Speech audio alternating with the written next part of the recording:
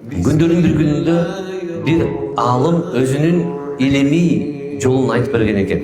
Ар бир нерседе кыйынчылык болмоюнча, урматтуу туугандар, артынан результат жакшы болбойт. Кыбыраган кыр ашат деген ошол. Кыбырап отуруп анан ашасың иншалла. Эми караңыз. Бир аалым айтып берген экен. Мен аалым болуп калуунун себебине курт себеп болгон деп. Кадимки эле курт бар го, соймалап жүрөт. Анан ал кандай сизге себеп болот десе, жаш кезегимде илимий сапарга аттанып, илим жолуна барып, илим алып жатканда аябай кыйналдым.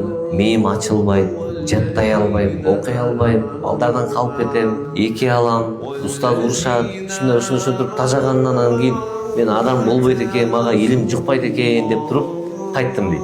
Кайтып келатып жолдон анан аалым киши үмүтү үзүлүп, аябай настроениясы жок, келип анан бир дарактын жанында отуруп калат. Дарактын жанында отурганда мынтип караса бир чоң мындай таш жаттыр. Анан ташка сөөнүп отурса бир курт чыгып отуруп, эми башына жетейин дегенде тайгаланып түшүп кетет экен да. Анан маани бербейт экен. Дагы чыгып каралса, дагы баягы курт дагы чыгып келатат дейт да. Дагы тайгаланып түшүп кетти дейт. Дагы чыгып келатат, дагы түшүп кетти дейт. Анан не кылар экен деп карга отурдум дейт кечке ошону. Күн батарда чыкты дейт таштын үстүнө. Ал ошол жерге жетти дейт. Анан мен ушул курт, кичинекей курт, ушул таштын үстүнө чыгыш үчүн ушунча жол жыгылды.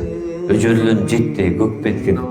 Мен ушул курт жалып жокмунбу деп анан кийин кайра сап медресеге, окуу жайга сапар тартып, барып ошо өжөрлөнүп, кайра куртты элестетип, анан кийин илим алып, чоң алым болуп кеткен экен. Ошон үчүн ар бир нерседе сиз кайсыл жолдо илим алып атасыз, же кайсыл бир кызматта иште иштеп жатасыз, ошонун артында сиз соода баштадыңызбы, ошонун кыйынчылыгын көрүп, өжөрлөнүп, Кудайдан дуа кылып, тытынып, ошол жакшы бир аракет кылсаңыз, Кудай таалам ошонун артынан берекетин берет экен сөзсүз. Бир-эки кылып эле болбой калды, болбойт экен, болуп деп туруп, ар бир нерсени тыштап кое берсеңиз, анда адам баласы не кылат экен? Үмүтүн үзө берсе, ийгиликке жетпейт экен.